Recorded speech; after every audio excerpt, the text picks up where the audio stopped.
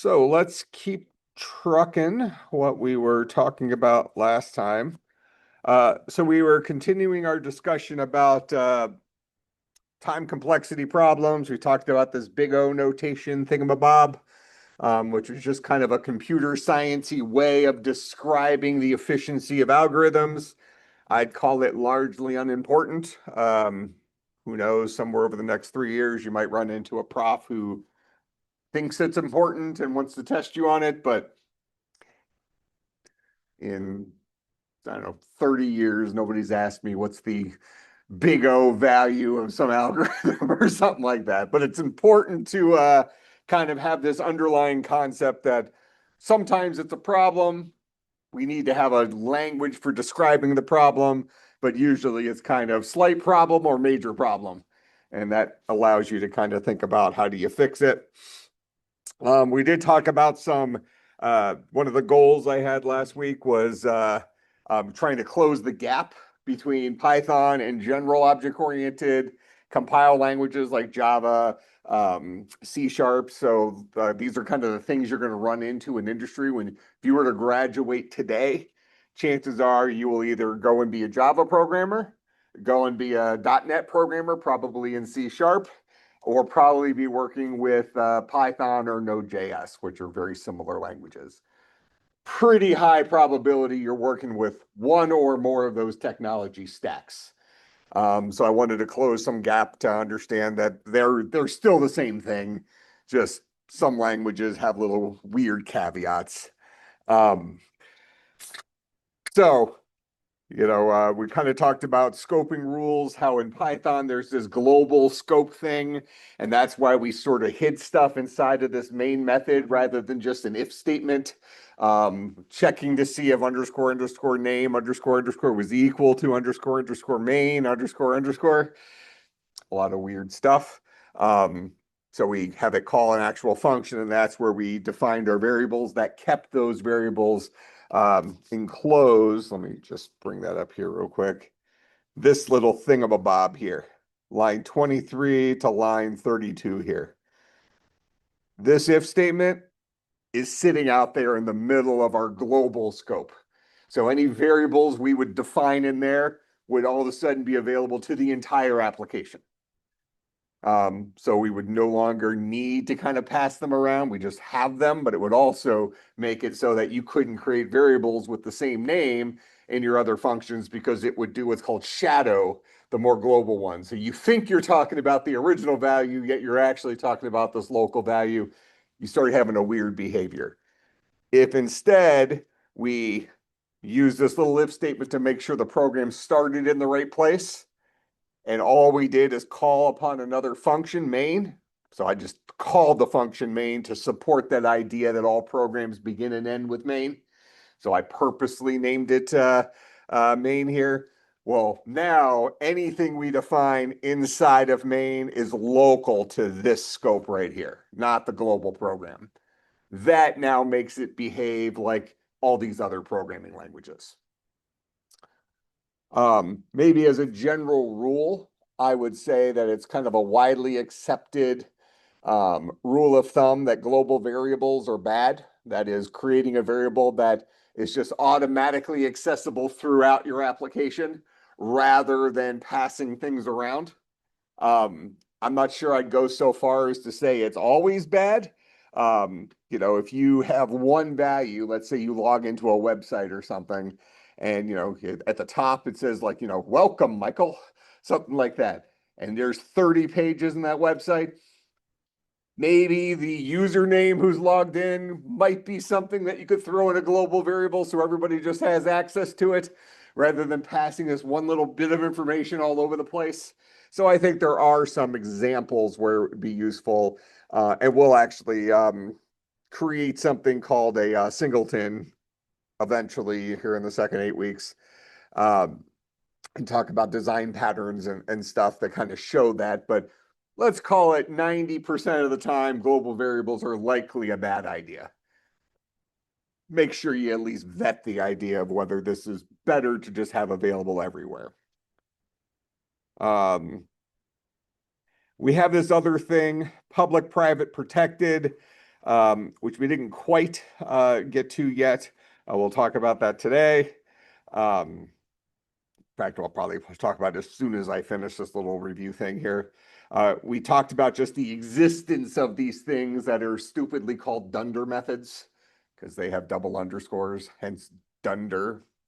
Um, but these are methods that are built into the Python language to accomplish tasks that maybe already exist in some of these other languages.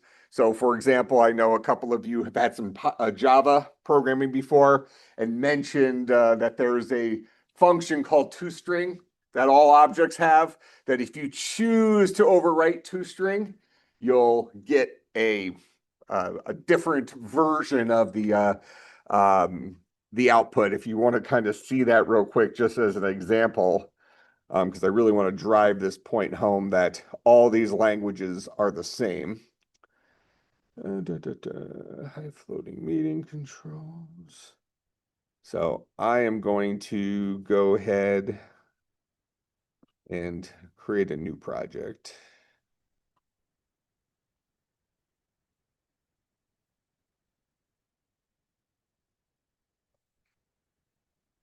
All right.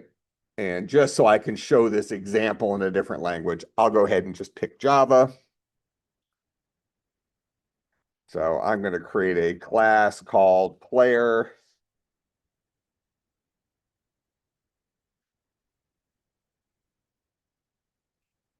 Actually, I don't even need to make that at this point.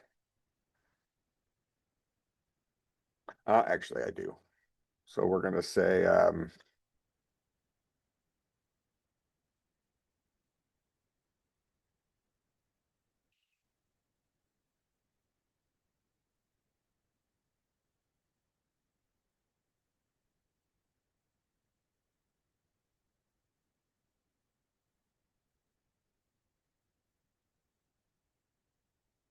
just run this real quick, make sure it runs. Okay. So I'm going to, instead of printing out hello world here, I'm going to create an instance of my player. Player P is equal to new player, Mike, and then we'll print out P. All right, so yes, this is in a different language, but hopefully you're seeing a lot of familiar things. The word class, so we're making a player class. I think we wrote this last time in Python, something that looked very similar to this, just without being strongly typed. This is the constructor for player. Many of our modern languages require the constructor to have the same name as the class. If we were in Python here, this guy would be underscore init underscore underscore. That's the constructor in Python. But more importantly here, if I go ahead and print out P, I get this memory addressy thing. All right, that's something we've seen on the Python side. We were printing it out last time. Okay, so I would just create an instance of player. I go and print out that value. I get a memory addressy thing because we were talking last time about things that are passed by value versus passed by address. And objects are things where we have a pointer to where that object actually lives in memory. All right, so P holds a memory address which points to where the actual player is. But let's just say that I wanted, when I printed out P, I didn't want it to just print out the memory address. This is kind of useless information to us as a programmer, especially in a language that doesn't give us direct access to memory. We don't have a specific syntax in Java or Python for directly working with pointers. It just figures it out it figures out what we mean. You know, if I'm passing something that would make more sense to pass by value, it'll pass it by value. If I'm passing something that would make more sense to pass by address, it'll pass by address. We used the example last time of you were inviting me to your party, you wouldn't hand me the house and tell me to open the door at 8.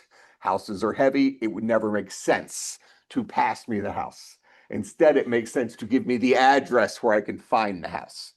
Show up at 8:30. That's just common sense, right? Okay, so most of our modern programming languages just make that decision for you. Some of our older languages, for example, C and C++ gave the programmer full control over memory, which once in a blue moon, and I mean a full blue moon, not just the blue tint. Once in a blue moon, you might run into a situation where directly manipulating memory could be helpful. Generally speaking, you might go through your entire career and never even consider that as being a thing. So even though you technically can directly work with memory, you don't really need to, so you might as well have the language make those decisions for you to just take one additional thing off your plate as a programmer. Kind of quality of life stuff if you're a gamer. They release a new patch in a game and there's some mechanism that used to be a pain in the butt to do and now it's easy. I'm a World of Warcraft player, and 20 years ago, 20 some whenever it came out, we used to have to stand in the middle of town screaming that we're looking for a group for some dungeon. Now you don't even have to know people. You just click a button, you click the dungeon you want and say, fine. And eventually it teleports you into the dungeon and everything's good. So call those quality of life features. But in any case, having this guy be a memory address came from, I think we had it in our notes from last time. I had a little picture here, that all object-oriented languages have something that inherits from this top level object called object. All right, sometimes it's a lowercase o, sometimes it's a capital O, whatever. Generally, programming languages, classes start with a capital O. That's a naming convention. Our class names start with a capital letter. Our method names start with a lowercase letter. That allows you at a glance to kind of tell the difference of what you are likely looking at. It's not a hard and fast rule. Nothing says you can't name your objects with a lowercase letter. Like in here, I've purposely called my player with a capital P. Nothing prevents me from calling it player with a lowercase p. And then I would create my instance that way, and it'll still work just fine. It's because where is my, oh, thank you. It has to match the name of the class exactly, including case sensitivity, the constructor. All right, so there's my player. Nothing prevents me from naming a class with a name that starts with a lowercase letter. It would just be not best practices. Name your classes uppercase so that at a glance, you can make a pretty good guess at what kind of animal you're dealing with here. Still want to confirm, but you can at least make a pretty good guess. All right, so because if we were to look at the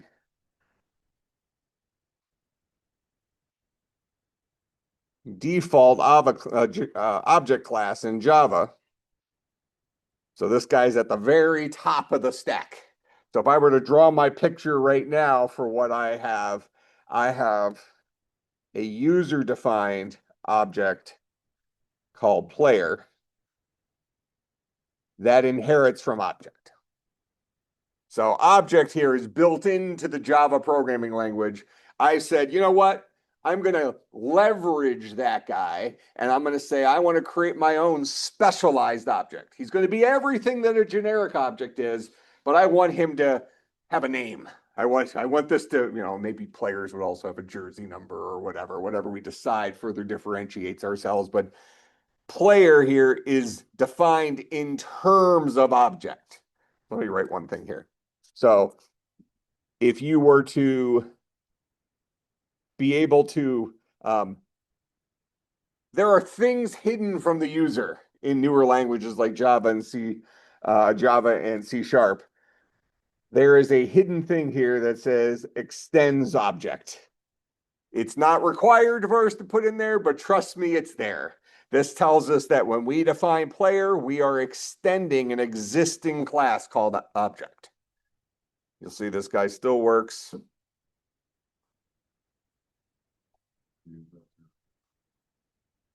I'm sorry, say this again. if you're inheriting from an actual thing.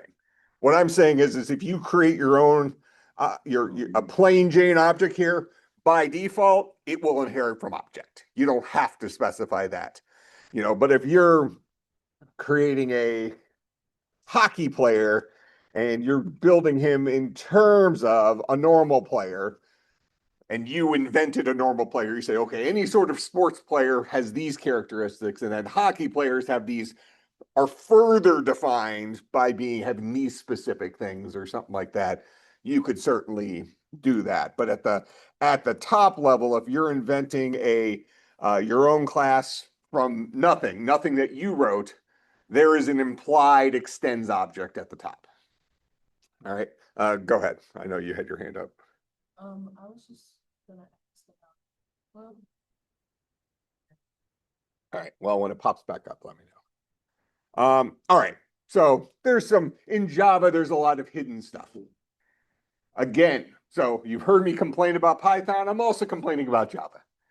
All right, again, from a teaching language perspective. You're not here to learn how to write programs that work. You're here to learn how the programming languages function so that 20 years from now, 5 years from now, when you're in industry and you're asked to solve a problem with this language that hasn't been invented yet, you have the underlying knowledge of how languages are built so that you can put that to work. You could say, okay, well, how do I define objects in this guy? Is there anything special, any nuances in this particular language, something like that? And the best way to see those things is by going back to an older language that forced you to write those things. That make sense? I mean, no modern programmer is going to say, oh, my favorite language to work with is C++ or C. They might regularly do that, but C++ has a lot of stuff built into it that you write the same 3 lines of code 100% of the time that you write something.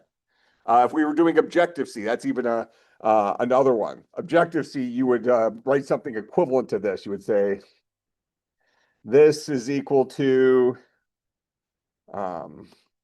object dot, I don't know, let's just call it a init, something like that, and then return this. The idea is the constructor's ultimate job is to return the pointer, which is the value stored in the this keyword, which is how an object refers to itself. We've seen it, right? We printed out a object outside of itself, and we printed out an object inside of itself. We can do it right here. I'll leave this in here, but I'll comment it out. So I'll do a system.out .println this. All right, so when I call my constructor here for player, it's going to do setting its fields, but then it's going to print out the value of this. And we see that these two guys are the same values. This is how an object refers to itself within itself. Here is outside of itself. So if I'm out in the normal program and I print out P, I get the pointer to P. If I am inside of this particular instance of player named P, and I print out the value of this, it's the same value. They both point to the same place in memory. Inside of player, the way I talk about myself is by saying this. If we were working in Python, I would replace the word this with the word self. They all mean the same thing. All right, makes sense? So languages like Objective-C, they make you start off with a line that looks something like this, where we're saying, okay, well, this keyword is built in terms of the constructor for object. So it would probably look like, for Java, it would look like this, new object, something like that. So you would first start off by building our parent, the generic object. And then we would further define ourselves by saying, I'm not just a plain Jane object, I also have a name because I'm a player. So we say this dot name equals name. So we've differentiated ourselves from just a normal plain Jane object. But then at the very end, we return the value of this. In modern languages, whenever we use the new keyword, we are asking for memory from the operating system. The constructor always will result in giving us a memory address. If it's always 100% of the time going to give us a memory address, does the programmer actually need to return that memory address, or can the language be built to just arbitrarily make sure it gets returned at the end of the constructor? It's a quality of life type thing, right? An efficiency, but as beginning programmers, we don't see it. But trust me, it's there. Okay, so when we look at modern languages, there's plenty of things that it's doing for you, which are good things. But if you didn't know where they came from, it hurts your understanding of the overall language, which might make it difficult to solve a problem later on when you're dealing with a lot of memory stuff because you didn't grow up programming with memory and pointers and that kind of stuff. You weren't used to manipulating those. All right, so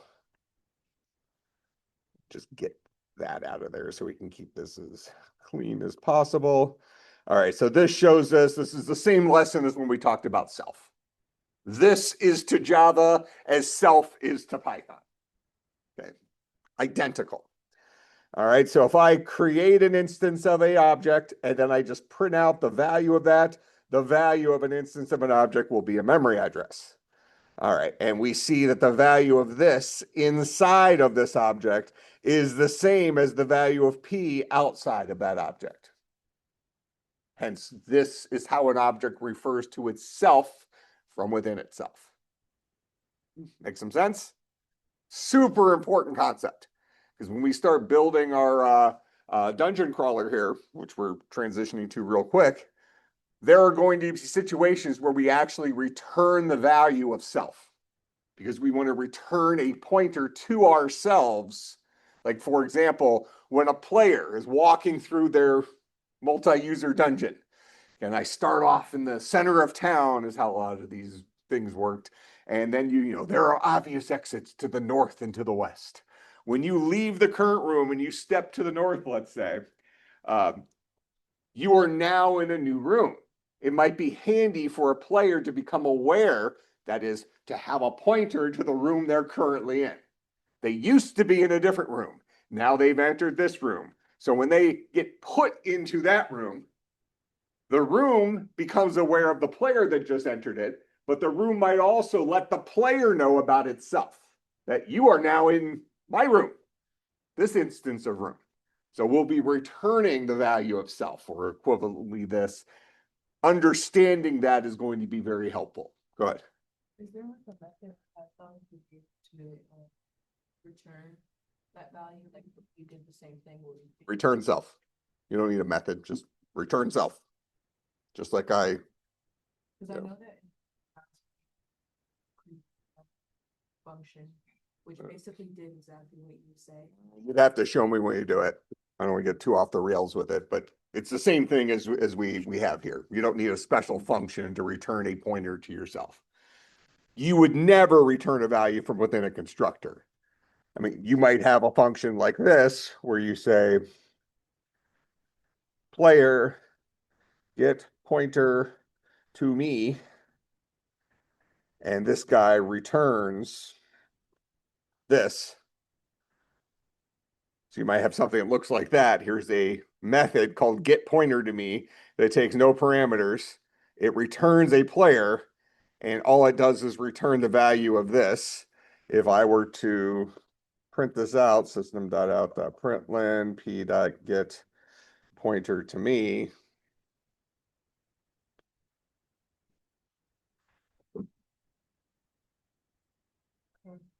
Typo. Println.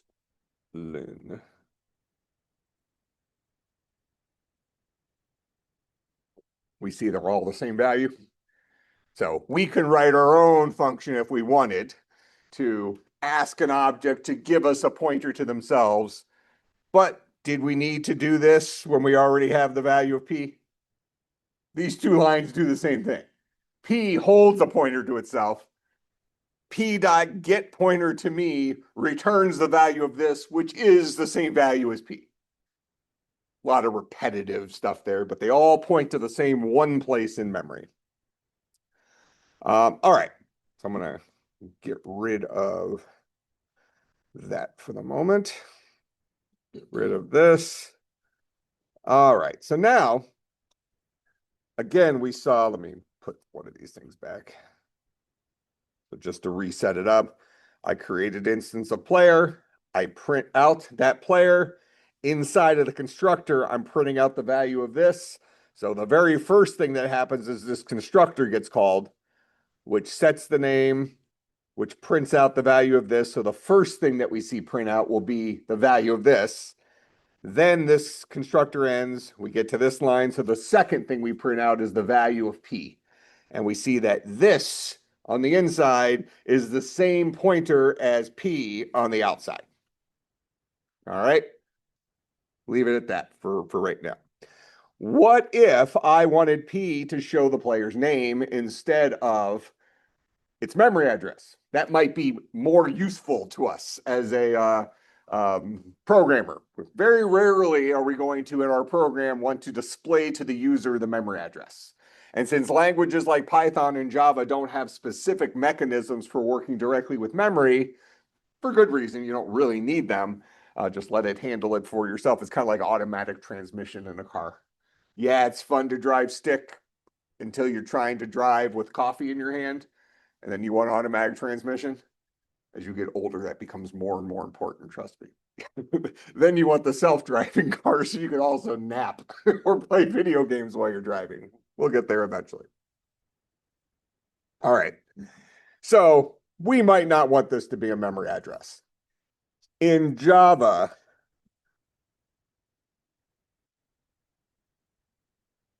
there exists a function called toString. And let me show you this real quick. Remember when I brought up the documentation for object here? I remember when I showed you that actually player is built in terms of a generic object. So that means instances of player accidentally, or let's say automatically, get all of the things that object provides. And then we can further differentiate ourselves from that. So that means when I go into the documentation here for a class called object, I see that my players get all this crap that I didn't write. One of these things is this dude right here. ToString. Takes no parameters, returns a string.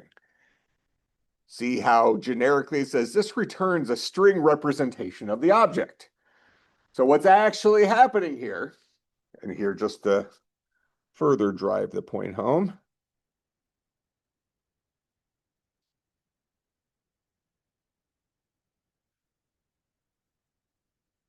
I'll specifically call P's toString. Oh. Nothing inside the string too. I think that's. No, that's okay. I am missing a semicolon. System.out.println p.toString. That should be fine. Oh, it's oh, you mean nothing inside of the guy up there? Yeah. You're right. Sure.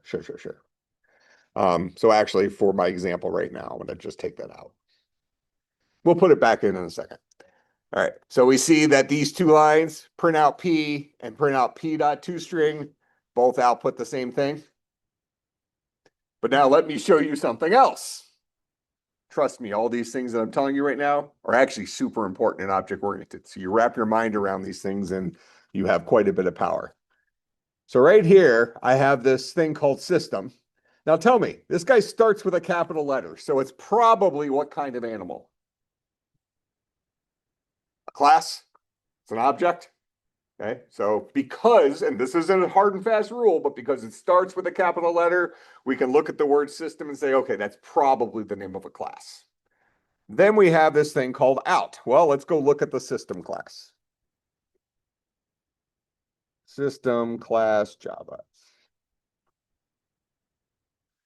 So here's the system class. We see the system class. We see that it is an object. So it comes from object. It's a top level object that has everything that object has in it, plus some extra crap. All right. And we see that there's a collection of fields. Remember when we talked about objects? We said that all objects are collections of fields, constructors, and methods. That's the kinds of things that go inside of objects. So we see here, we have fields, we have a method summary, and there isn't actually constructors for system because of all these guys are what are called static. I'll talk about that again. Let's not muddy the waters too much. So just system doesn't have constructors because you don't actually ever create a version of system. You just use the class name to call stuff. But we see at the top here, fields, we have a guy called out. System.out. So system.out.println is how we print stuff to the screen in Java, just like print is how we print stuff to the screen in Python. All right. So this guy's a print stream. So let's go look at him. What do print streams have in them? Now we see, oh, sorry. System.out. What kind of animal do you think that guy is right there? A method. How do you know it's a method? What clues you in to say that that is very likely a method? Like the class object method. Well, that's true, but in just visually looking at this, when you see println like this, what is the evidence? We're looking at a crime scene. What's the evidence that says println's probably the name of a method? Parentheses. Okay, so starting point, we have parentheses in there. Now, does that mean it has to be a method, or does another kind of animal also have parentheses? Constructors also have parentheses, right? So how do you know this isn't a constructor? Well, constructors can take arguments. My constructor for player here took parameters. This guy's a constructor, isn't it? It has parentheses. Okay, the dot before it actually does give us quite a bit of stuff. That tells us, I mean, well, the reality is you would never call a constructor by putting a dot before it. You would never say something dot player and be meaning to call the constructor. The constructor is always, always, always called following the new keyword. Or if we were doing this inside of Python, it would be P is equal to player like that. This would be the equivalent Python line. These two guys effectively do the same thing. All right. So we don't have the new keyword here, but we saw that when we were to print out P in Python, we get a memory address thingy, right? So it's as if something like the new keyword is in there. It's just hidden from us. It's asking the operating system for some memory. All right. So several things we can look at here and figure out that, okay, well, println must be either a constructor or a method because of the parentheses. Well, how do we know it's not a constructor? Well, it first of all, lowercase. So it doesn't seem to be related to a class name. That's only important in Java since we know that the actually it'll work in Python too since it uses a class name even though our constructor is called a net. That's fine. So it doesn't have an uppercase letter, so we can say, well, this is probably not the name of a class unless they named their class with lowercase stuff. And but since it's a lowercase letter, I'm highly suspicious this guy is a method. Okay, so has parentheses, method or constructor. Starts with a lowercase, very likely a method. Then you look at its name, println. Regardless of uppercase versus lowercase, does println, the action of println, does that sound more like an action or like the name of an object? Sounds like an action. We're printing something, right? This kind of comes down to this idea that we want to name our variables, name our functions, something meaningful in terms of what they actually do. All right. So all evidence points to println here being a method. So if I go into the system class and I find out what kind of animal out is, and we saw it's a print stream. And then I go into the print stream class. I expect to find a method called println. And what does that guy take? He'll take something like what P is. What is P? What kind of animal is P here? Ah, both are right. Okay. P is a player. Now you tell me, how long ago did we invent player? 10 minutes ago, right? This is our invention. Now, chances are the dudes at Sun Microsystem back in the mid 90s probably didn't have the foresight to know that we were going to create an object called player today in class in 2025. Reasonable enough? All right. So a player we've seen is actually an object.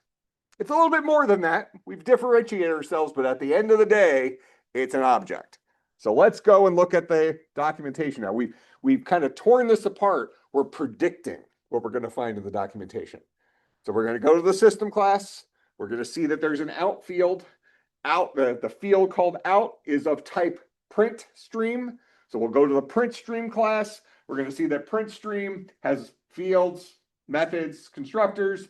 We're going to look at the methods, and we expect to find a method in there called println that takes probably an object as a parameter. Because it's definitely not going to take player as a parameter. We just invented it. All right. So here's print stream. And we can actually see the inheritance model here for print stream. A print stream inherits, so it extends filter output stream, which extends output stream, which extends object.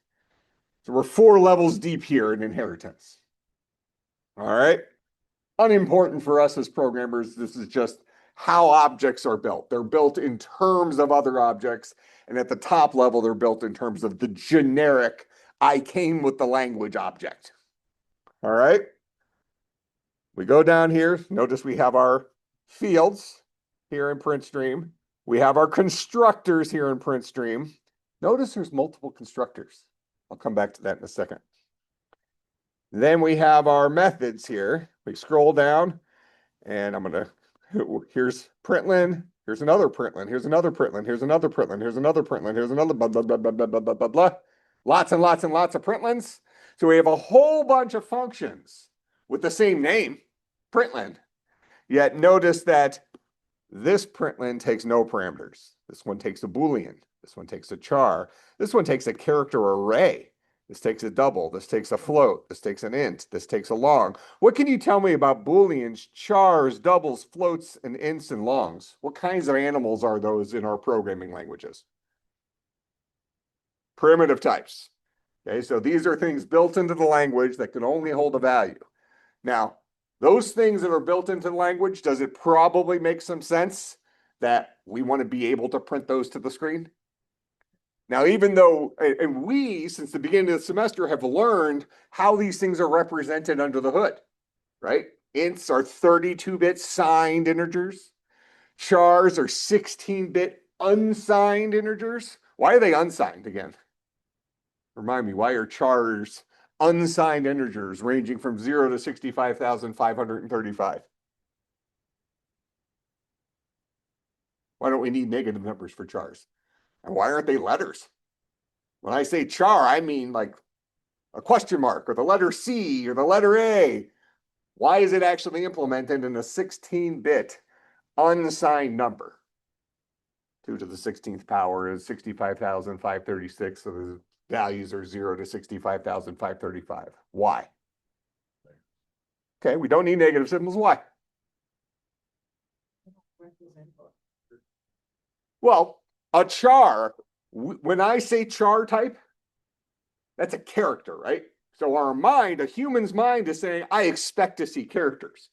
What I'm telling you, though, is when you look in there, you're going to see a number. How do I get the character given a number? Unicode. It's a lookup. The number that a char holds is a value that maps to some column or some row in the Unicode table that tells me what's the character associated with this Unicode value. Make sense? That's what chars hold. Now, could they have done that with a signed number? Sure. when you open up the Unicode table, you would see that, okay, well, the character at position negative 21,721 is this guy. Why did they choose negative numbers? Seems weird. Developer says, look, shut up. I wrote the language. Deal. Not the end of the world, but we didn't need negative numbers, right? Actually, negative numbers hurt the performance a little bit because they have to be encoded. They're encoded using something called two's complement. Unimportant for us right now. You'll learn about it in computer organization and architecture next semester. But there's some extra steps that go into using negative numbers. So if we can operate with non-negative numbers, we gain a little performance. Okay? So each one of our primitive types kind of has its own identity, right? They mean different things. If I'm printing out a char, I don't want it to just print out the number. I want it to go and look up that number on the Unicode table and then print out the character you found associated with that number. That's what we mean when we say system.out.println a char. If I say system.out.println and I pass it some integer, then I want the number. Boolean, I want the true or the false. Yet, I promise you under the hood, it's holding a number. So it has to go and map that number to a true or false. All these things. So a char pointer, this guy right here, a char pointer is going to hold a memory address. So this guy takes in a memory address to a character array somewhere in memory, and it'll go there, and it's going to print out all the characters it finds in there. That's what println means. So if I call println on a character array, a collection of chars, what I really wanted to do is print out all those chars. Make sense? So each of these println functions are operating a little bit differently. They're performing a little bit, well, they're performing the same tasks, but they're getting to the conclusion in different ways depending on the type that was passed to them. We do not have more than one println method here that takes the identical input. That's not allowed. You can't have two separate versions of println that take chars. Doesn't matter if you call it char x here and char y in the other one. The parameter name doesn't matter. The type is what's important. All right, so when we have a whole bunch of methods with the same name, but a different number and or type of parameters, this is something, anybody know what that's called? What the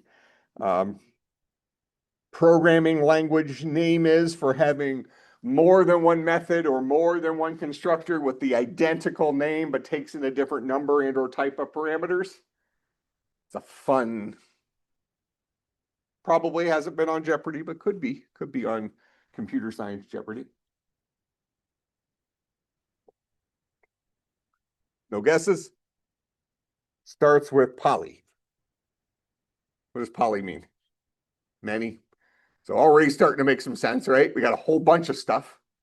Anybody know what the rest? Polymorphism. So polymorphism. Having more than one constructor or method that has the identical name but a different number and or type of parameters. All right. Fancy word for something simple. We got a whole bunch of methods with the same name. Call the one that knows how to do the thing that you want it to do. If you're going to print out an int, call the one that has an int in it. Good news is programming languages figure it out. If you call println and you pass it an int, it will figure out that, oh, you mean the version of println here that takes an int as a parameter. That's the guy you actually called. Yet if you call println, passing it a char, it will call the version of this guy that knows how to deal with chars. Under the hood, we don't have to know how it was implemented or what's different about them. We just know that somebody wrote them and they have a whole bunch of these guys. Now, I think I have objects still up here. So we're back in the object class here. We're looking at toString. So I told you there's this magical method called toString that every single object that ever exists in Java has. And the equivalent to that over on the Python side is a magical method called __str__,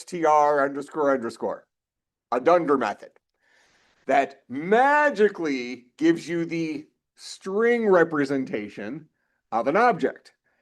The default for both of these is show me a memory addressy looking string, like we saw back here.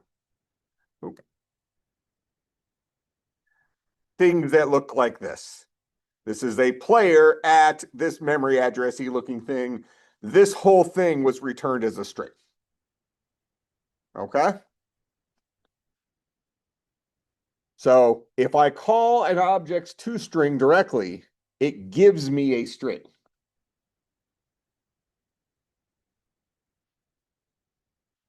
In these two lines, am I calling the same version of the println method?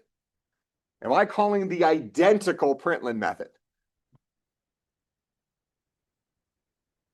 Which println method am I calling here? What kind of animal is P? I think we said it's an object. So we expect to find a version of println that knows how to deal with generic objects. Go in here, go to println, right here. We see one that knows how to work with objects. Now, what do you think he does internally? Probably calls that object toString. Just returns x.toString. Yet, this other guy here, what is p.toString? Kind of animal is that? A string. How do we know? Well, we did not write toString up here. So since we didn't write that method ourselves, if this is legal code, that means he must have gotten it from his parent, the object class. And when we go to the object class, we see that there is a toString, and this guy returns a string. So ultimately, this line right here that I have highlighted, that guy boils down to a string. P is an object, p.toString is a string. So this guy is calling the object version of println. This guy is calling the string version of println. We see that they both exist. Make some sense? All right. So we didn't have to solve this problem. Sun Microsystems, the maker of Java, they solved this problem for us. Okay. But there's a version of println for all sorts of different types, and then a catch-all for the types we invent. Basically says, look, if you're going to invent your own objects, no problem. If you want to print the object, I'm going to call whatever the first version of toString I find is. So if you wrote it yourself, I'll find your specialized version of that. But if you didn't write it, we know that at the very, very, very, very, very top, you come from this thing called object, and that guy at the very least already has a toString built into it. So these two guys had to be compatible with each other. We're seeing language design things here. All right. So as it stands right here, we saw that we get the memory addresses. So this version is calling the object one, where it's just calling the toString on that object. This guy, we are directly calling it the toString ourselves, so we're calling the string version, which just knows how to spit out a string. But what if I decide, you know what? I don't want to use the generic toString that came from object. I'm going to write my own more local version of toString that displays things better, that returns a string that's more indicative of what this guy is. So I can say, well, I can just return the string woot if I want to be nonsensical. Okay. Now, all I've changed in this code here is I've written a function here called toString that returns a string. And this guy overrides the version of this he got from his parent, the toString that knows the memory address thing. So if I run this now, I'm going to get woot twice. Well, 3 times because it's inside. Why is that happening for everything if we're only? Well, the everything is inside the constructor, this guy. So this is a pointer to an object. So this is that version of that. In fact, I kind of want to take this one out. I don't want to muddy the waters with that, but that's what's going on there. So now we're printing out two things here. We're calling println on this object. And what the object version of println does is he calls the toString method of that object. Now, if I didn't write my own toString method inside of my object player, it will default to the next one it finds. It keeps walking up the hierarchy until he runs out of places to search.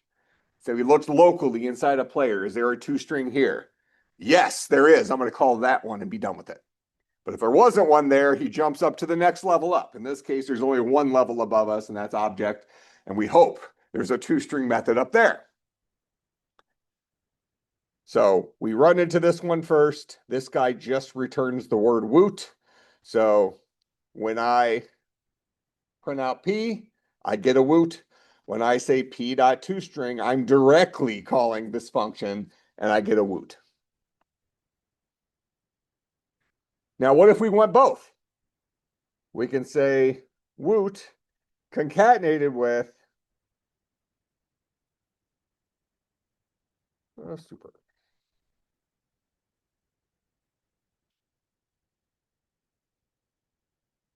So now we get the memory addressy looking thing and the word woot. So we're proving the hierarchy now, right? This is the string I'm making it say, but then I'm going to still call my parents toString. So super is how an object refers to its parent within itself. Not a super common thing, I guess pun intended, where you have to walk up the line manually. Usually you're overriding stuff and taking care of all of it locally. So this is more of a parlor trick type thing here that further emphasizes how the documentation aligns with what we expect to see in the language. All programming languages are the same. That's why we're using a different language here, and you're still following it. Yeah, you don't like the Java syntax, blah, blah, blah. You're not used to it, whatever, but you see programming is programming. Go ahead. So why doesn't println prints out Mike? Because I never told it to print out Mike. But P is equals to Mike. No, println P is equal to a memory address. If I wanted to print out Mike, I would say this dot name. This dot name is the guy that holds Mike.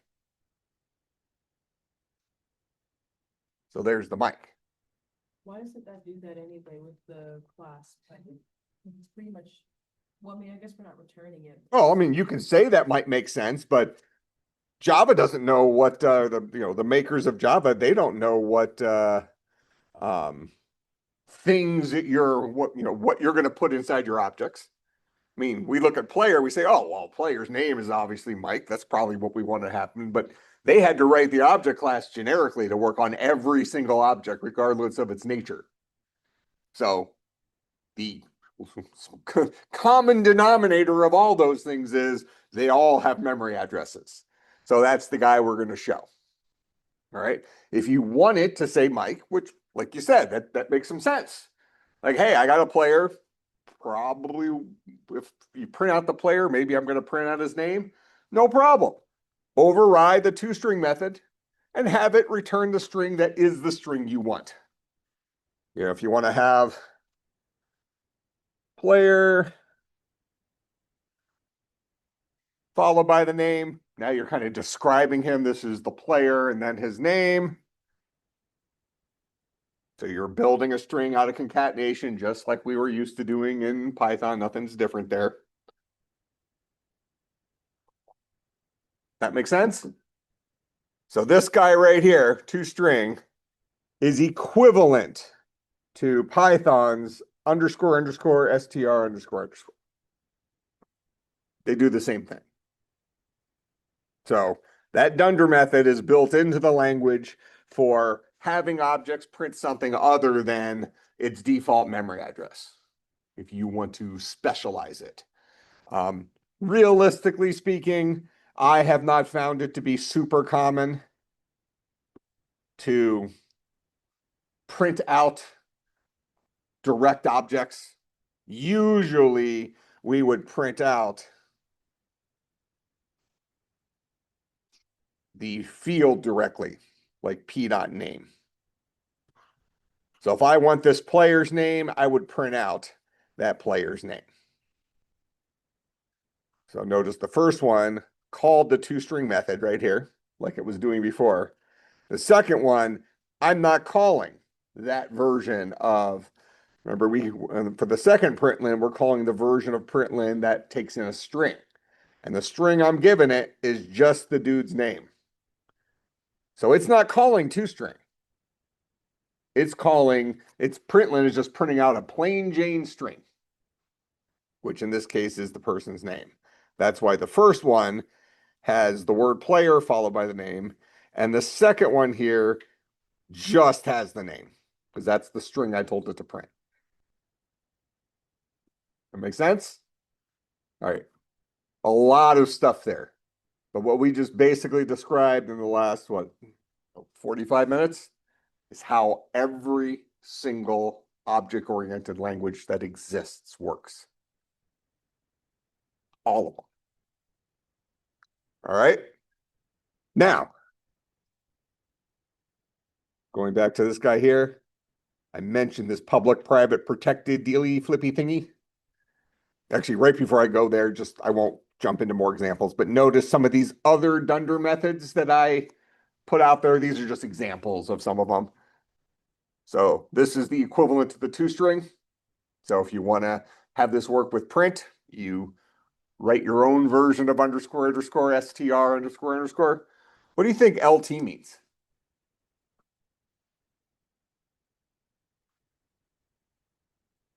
What do you think EQ means? Maybe EQ gives you the hint as to what LT means.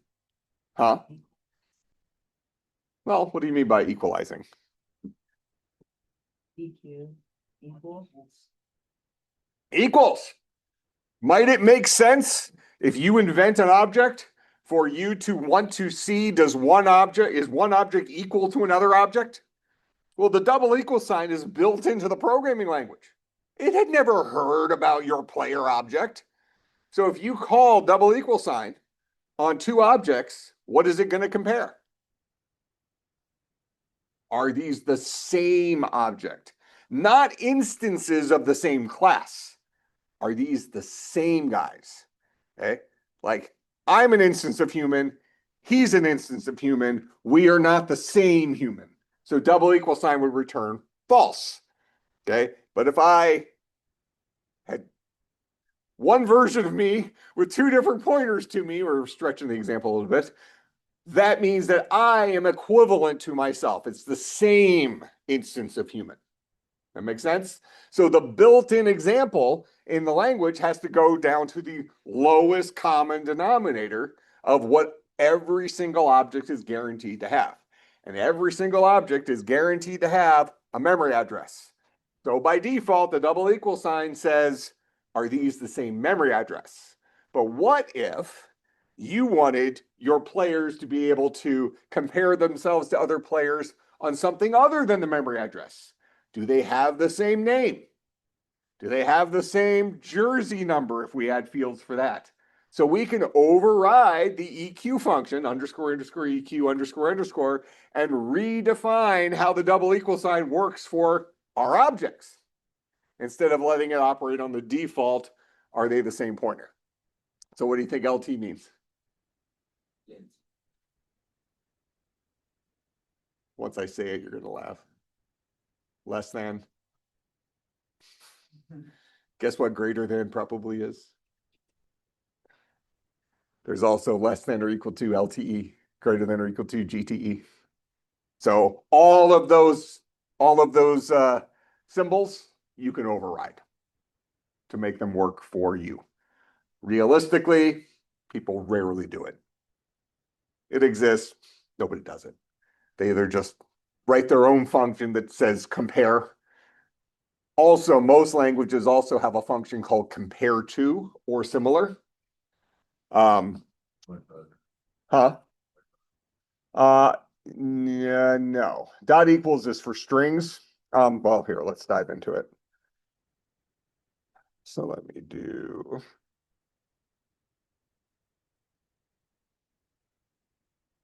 I mean, you're right in that string has a function called dot equals that allows you to compare one string to another string in terms of their contents. But that does not override the double equal sign. It is its own function. So strings just know how to compare themselves to other strings by calling their equals method, and it looks at each character. Do they have the same sequence of characters? There's also an equals ignore case that compares, do they have the same sequence of characters if I ignore upper and lowercase characters? Okay, but if we scroll through here, I believe it's at the string level, we'll have something called compare to. So first of all, notice here's all the different ways we can build strings. Build a string through, this is the empty string. We can build a string through a collection of bytes, blah, blah, blah, out of a char array. This is the common one. When we build a string, we build a string. Well, I'll come back to that here in a second. So if I scroll down here, is there a compare to in here? Yeah, there it is. All right, so we have a compare to. We have a compare to ignore case. We also have an equals and an equals ignore case. Here's an equals ignore case. Equals and equals ignore case, like I just said, it compares the sequence of characters inside of two strings and returns true if it's the same sequence of characters, like the word hello equals the word hello. Not are they the same pointer, but that they contain the same characters. So equals would return true for that, equals ignore case would return true for that, and ignore upper versus lowercase. Anybody know what compare to does?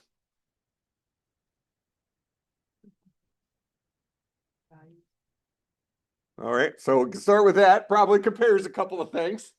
How does it compare two strings? Dot equals compares them for being equivalent to each other. Compare to alphabetically. Yeah, they call it lexicographically. What's the difference between alphabetically and lexicographically, do you think? So when I say alphabetically, we know that the word apple comes before the word elephant, right? By the way, that's also true for lexicographically. But what's the difference between alphabetically and lexicographically? Do you think, based on what you know about our programming languages? Lexicography is for, I guess, greater words, like more than just A, B, and C, like apple, elephant. That's actually not a bad guess. She's saying, what does it handle just symbols and stuff like, and the answer is yes, it will, but for a reason. But yeah, it operates off of the Unicode values for these things, which then translates into, can we work with things like symbols and spaces and determine, is one word or sentence, one string, does it come before, after, or equal to another string? If it comes before, the number it will return is something that's less than 0. If it comes after, it'll be a number that is greater than 0. What do you think it returns if they're the same thing? Exactly 0. All right, so you will find things like compare to in most programming languages.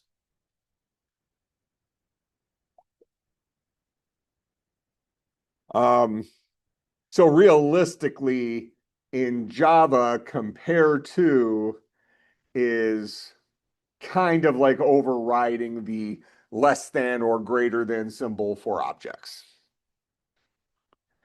All right. Call that good enough here.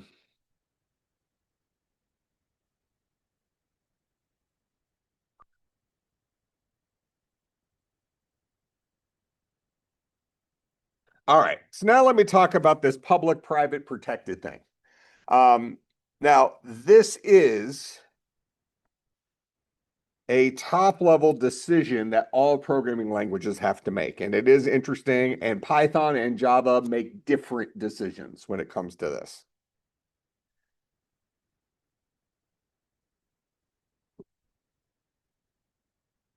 All right, so this has to do with fields.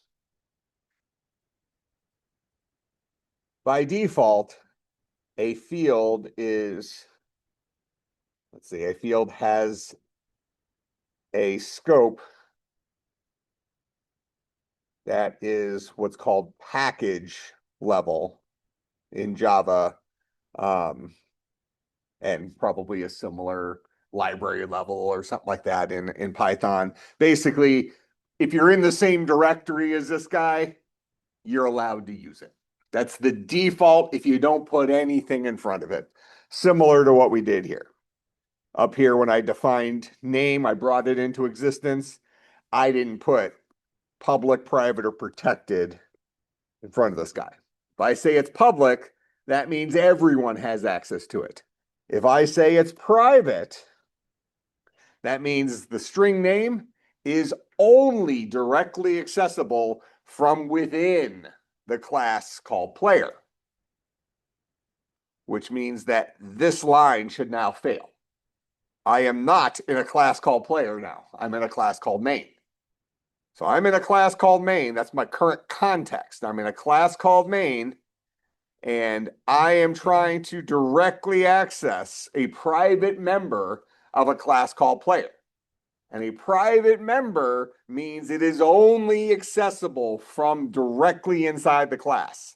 So I'm allowed to say this. I'm allowed to say this, but I cannot say this because now I am outside of that class. So it's going to scream at us.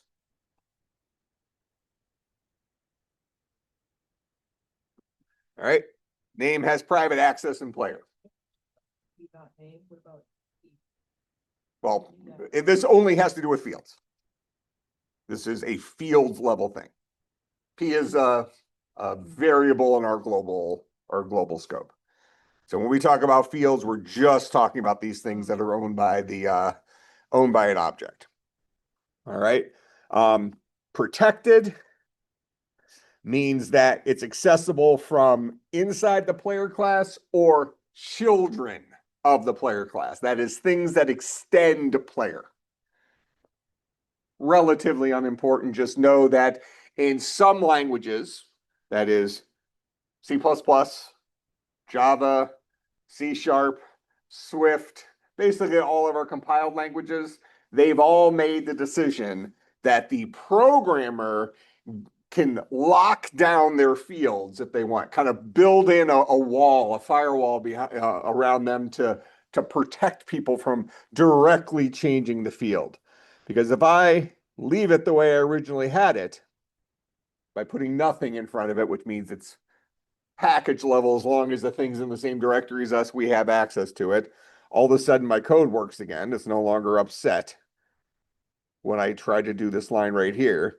But it also means that I can say p.name is equal to Dave.